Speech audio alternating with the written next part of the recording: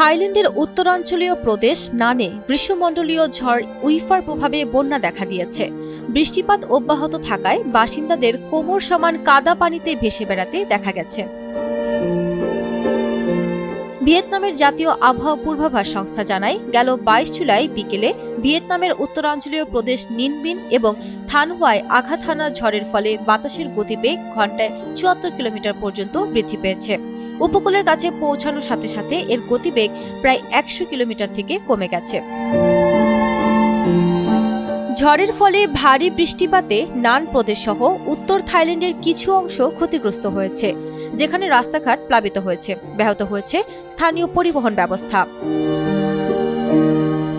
নানের পৌর কর্তৃপক্ষ তৃতীয়বারের মতো জনসাধারণের জন্য একটি বিবৃতি জারি করেছে, যেখানে ঝড়ের প্রভাবের ফলে সৃষ্ট সম্ভাব্য দুর্যোগ পরিস্থিতির জন্য বাসিন্দাদের প্রস্তুত থাকতে সতর্ক করা হয়েছে। বান্ডেল থাকলে প্রতি সেনমানিতে টাকা বাঁচবে। বিকাশ সেনমানি বান্ডেল কিনে জিতুন প্রতি লেনদেনে।